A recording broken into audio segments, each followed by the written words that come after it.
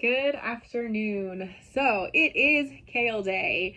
I am going to go ahead and harvest a whole slew of our kale right there behind me outside, and get it rolling into preservation mode. That way, we are currently in a cold snap, and then that way, if the cold snap leaves and we get warmer temperatures, which normally is what happens, and that goes to bolt, we will have harvested the majority of that kale. So come on.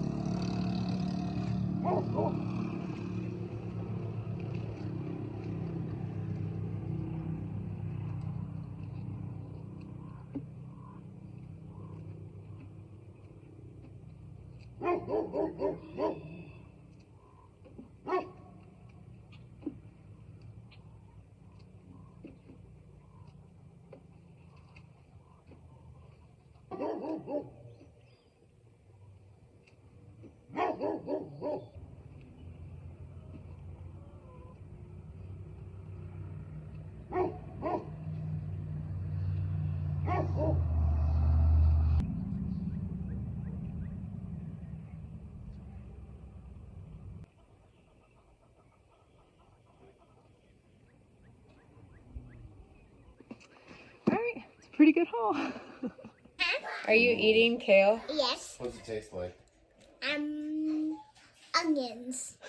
And I love onions. Save that one for later. I know, right?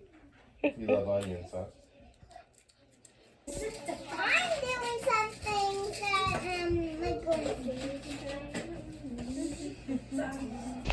Alright, so I have two main goals right off the top of my head for this kale. The first one, I'm going to do a whole freeze dryer full. We've got the freeze dryer with 5 trays, the medium size.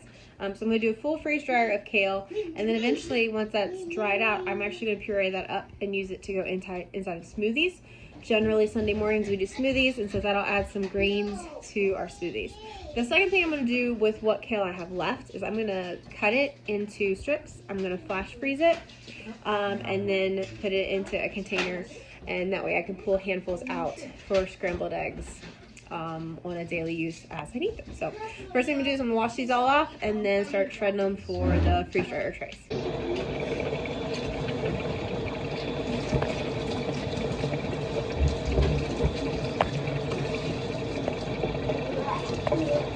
So for this batch of kale, I'm not super worried about the uniformity of the size. It's all really thin, so it's going to freeze dry pretty quickly. When I go to do the freezer, like sliced kale for omelets and scrambled eggs, those ones I'll cut into a little bit more uniform shape. But with this, I'm just going to be powdering it down. So I'm not quite as concerned about the size as long as it's laying relatively flat on the trays. You helping? Thank you.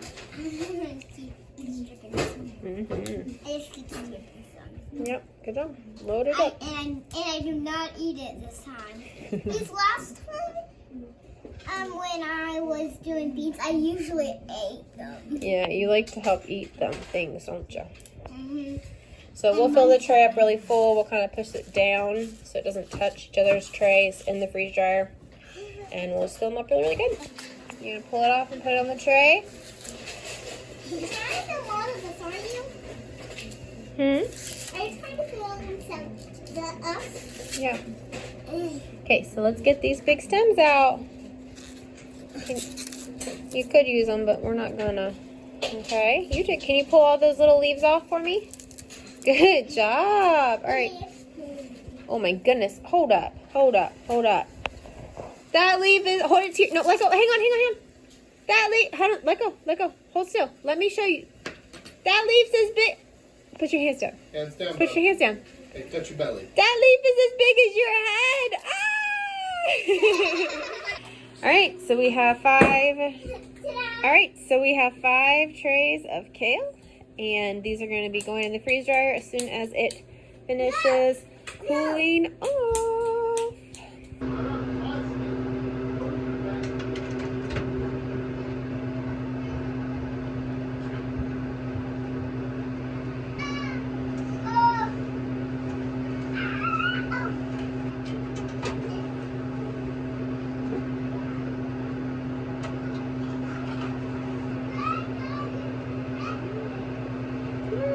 Alright, so this is super cool for me for two reasons. One, this is my first huge harvest of 2025, and this is my first time using my freeze dryer in my nearly completed pantry.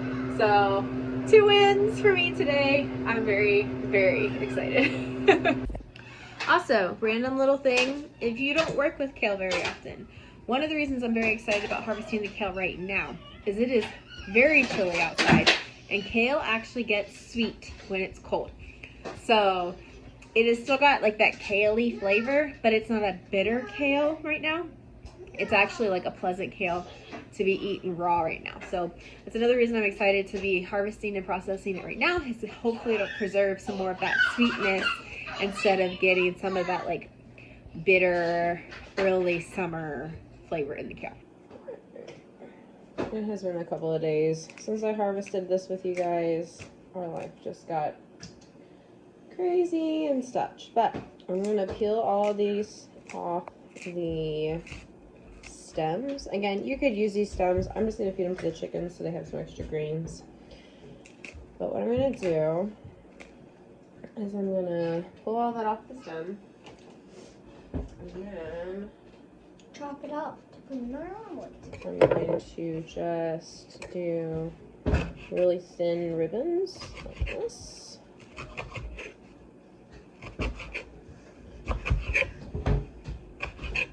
And this is how I process kale to do in scrambled eggs or omelets or whatever. So what I'm going to do now, alright, so I'm going to take silicone mold just so it doesn't stick. And I'm going to spread this out. And that's how I'm going to handle the rest of this kale. Now, I did finish, I wanted to show you guys. All right, so this beautiful little jar here is the batch of freeze-dried kale that we did together. I threw this in the food processor, pulsed it up, and this will be what you can add for our family to like smoothies or meatballs or wherever you need to add a little bit of greens to my meal. Very excited.